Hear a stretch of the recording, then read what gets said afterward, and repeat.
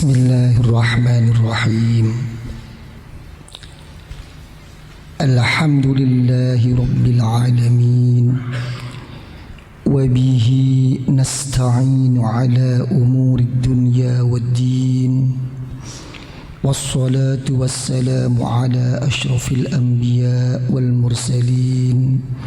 سيدنا وحبيبنا وشفيعنا وقرة أعيننا ومولانا محمد وعلى آله وصحبه أجمعين. قالوا سبحانك لا علم لنا إلا ما علمتنا إنك أنت العليم الحكيم. رب اشرح لي صدري ويسر لي أمري واحلل عقدة من لساني يفقه قولي برحمتك يا أرحم الراحمين. ولا حول ولا قوة إلا بالله العلي العظيم. أما بعد.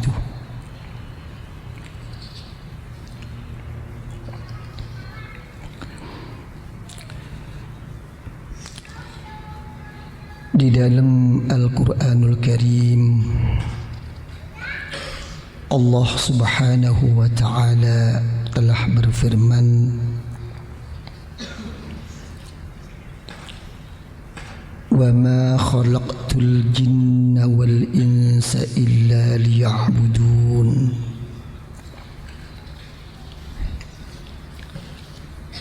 Secara ringkas,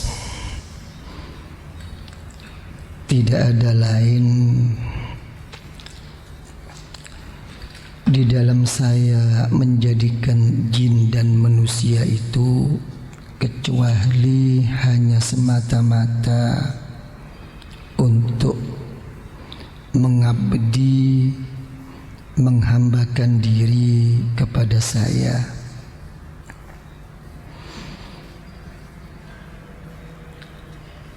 Setengah daripada tafsir mengatakan agar ma'rifah, mengerti, menyadari tentang siapa hakikat atau jati dirinya dan siapa yang sebenarnya Allah Subhanahu wa Ta'ala sebagai Tuhannya. Kalau sudah beribadah, Allah Ta'ala berfirman lagi, "Wa ma umiru illa liya'budullaha mukhlishina lahud-din hunafa." Dalam firman yang lain, Allah Ta'ala berfirman, "Fa'budillah mukhlishan lahuddin." Di dalam kita beribadah, mengabdi kepada Allah Subhanahu wa Ta'ala agar dengan ikhlas.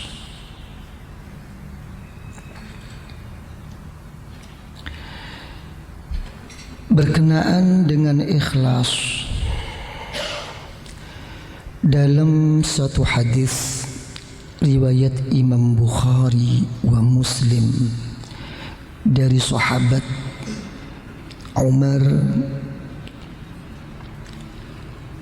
ibn al-Khattab radhiyallahu an, Rasulullah sallallahu alaihi wa alihi wa sahbihi wasallam bersabda, "Innamal a'malu binniyah." Ya. Sesungguhnya, terangkumnya, ya, bisa dirangkum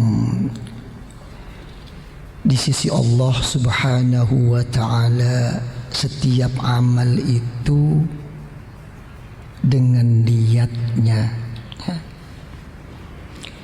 Wa fi riwayatin, ya, di dalam riwayat yang lain dikatakan bin niyat, ya, dengan kata jamak. Suatu amal itu juga akan mengikut terangkum di sisi Allah dengan berapa niat yang dikehendakinya.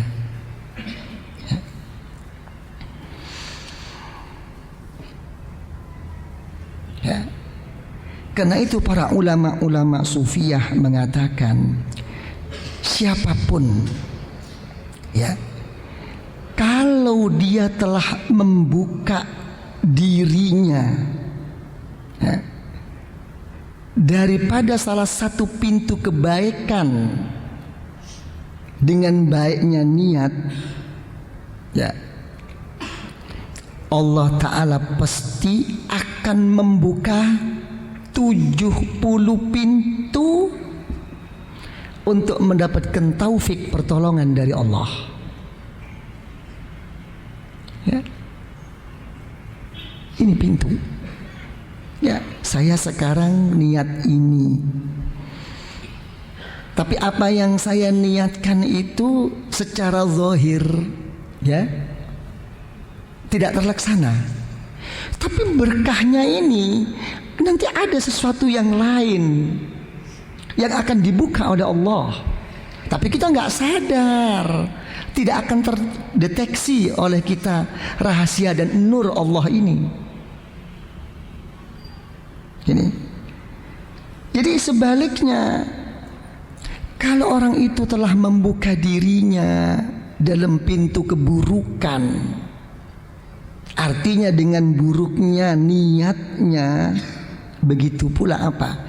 Akan dibuka oleh Allah 70 pintu, yang mana 70 itu sendiri itu akan sampai kepada suatu kehinaan, kenistaan dan kerugian. Ini apa? Saling kait mengait. Cuma nggak sadar, ini semua tuh nggak sadar. Nah, makanya ada satu pola ya yang diterapkan oleh para ulama sufiyah, para ulama thariqah. Apa pola itu? Man asyraqat bidayatuhu asyraqat nihayatuhu. Ya. Kalau orang itu langkah pertamanya itu bercahaya, maka langkah akhirnya akan jadi cemerlang.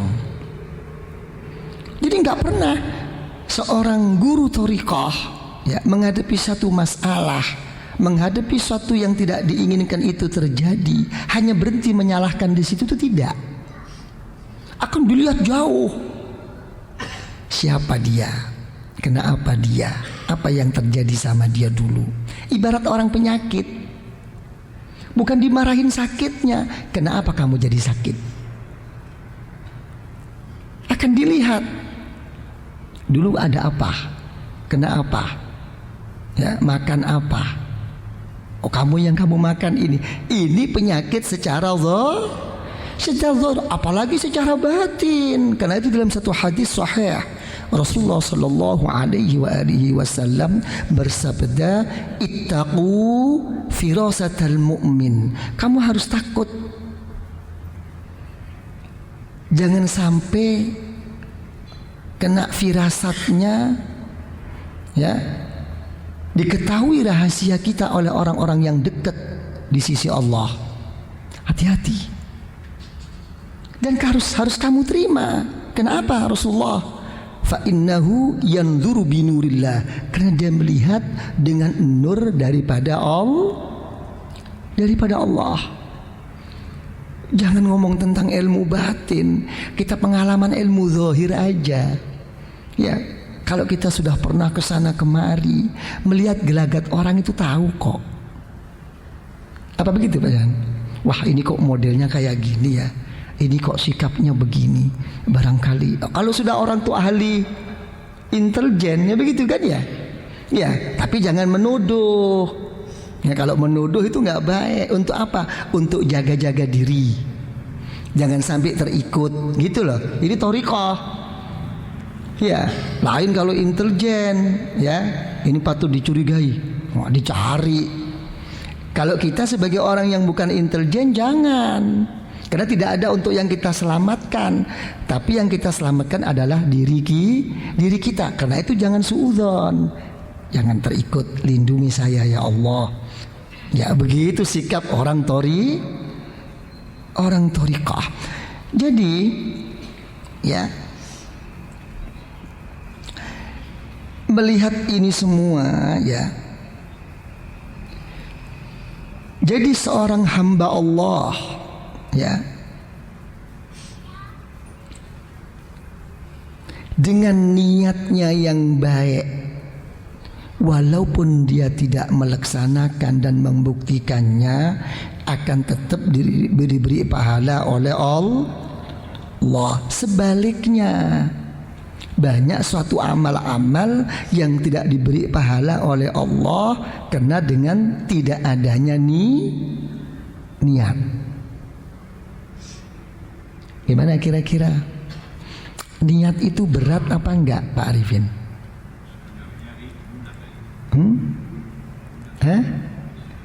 Berat mana, niat sama pegang tasbih?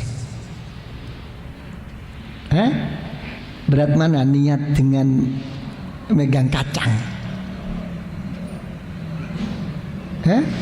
Beratan megang beratan megang kacang. Niat itu enggak berat. Niat itu cuman menyangkut paut kepada apa? Seberapa ya ingat kita. Gitu aja. Jadi sebetulnya kalau melihat ini ya, pintu pertama taufik pertolongan dari Allah adalah dibukanya hati kita bisa memapankan suatu niat. Ya. Dalam suatu niat, di dalam Masnad Al-Imam Abu Ya'la radhiyallahu an, Rasulullah sallallahu alaihi wa alihi wasallam menerangkan suatu hadis qudsi ya. Satu tempo yaqulullahu ta'ala lil hafadhah yaumal qiyamah uktubu li 'abdi kadza wa kadza. Kata Allah kepada malaikat tukang catat amal-amal kita, uktubu li 'abdi kadza wa kadza minal ajr. Tolong hamba-hamba saya itu wahai malaikat, kamu catat deh berapa pahala untuknya. Tidak terima malaikat. Ya Rabbana lam nahfaz dzalik minhu wala huwa fi suhufina. Kenyataan wahai Allah, mereka itu tidak punya apa-apa di sini dan tidak ada catatan-catatan yang harus saya catat di sini di dalam dia memperoleh pahala-pahala yang telah akan engkau berikan itu ya Allah. Dijawab oleh Allah subhanahu wa ta'ala, innahu nawah. Kamu tahu apa kamu itu? Dia telah mempunyai niat kok. Bagaimana kira-kira? Kalau sudah begini bagaimana Pak Sofyan? Berat mana sekarang? Niat yang baik untuk pergi haji ya, dengan sekaligus bisa melaksanakan niatnya untuk memperoleh suatu pahala yang mulus sampurna dari sisi Allah. Kira-kira enak mana?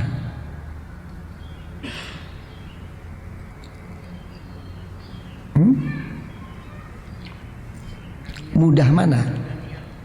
Mudah niat. Ya, kadang-kadang begitu dibuktikan, dilaksanakan niatnya, belum tentu kita mampu. Belum tentu. Ini nanti menyangkut ya, bagaimana keberadaan diri kita pada saat melaksanakan niat itu sendiri. Ya, menyangkut kemana? Menyangkut ada suatu label, ada suatu jaminan dari Allah bahwa ini diterima apa tidak oleh Allah. Lain. Ya, untuk agar bisa ikhlas untuk agar bisa sungguh bagaimana, dan untuk bisa itu diterima oleh Allah itu bagaimana, lain cara menyikapinya.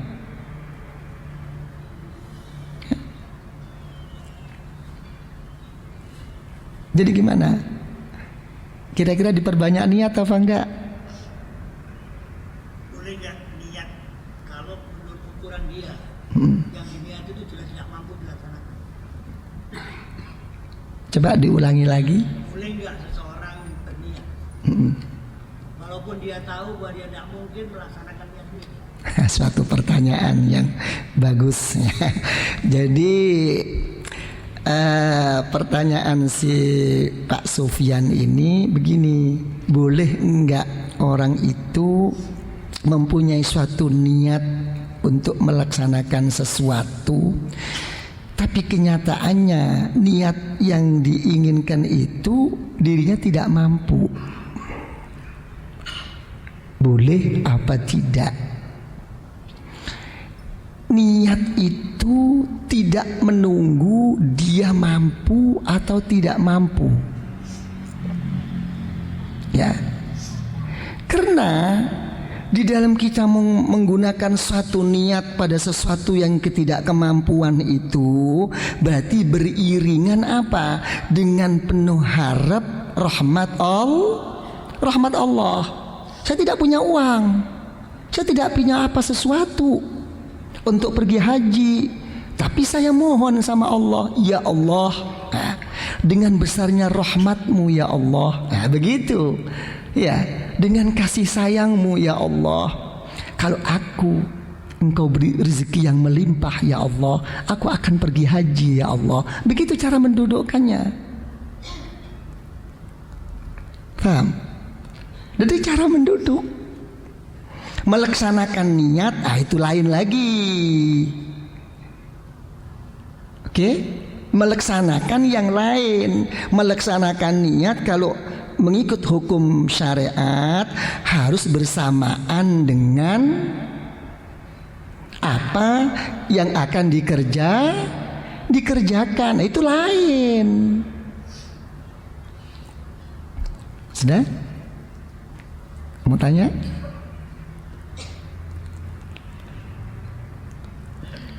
Terus bagaimana?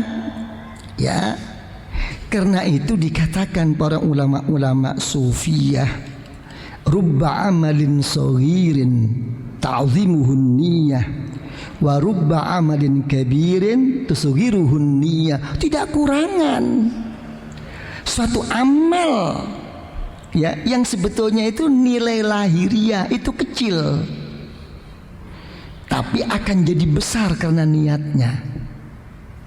Ya. Begitu pula tidak kurangan amal yang begitu besar tapi jadi mengecil karena niatnya.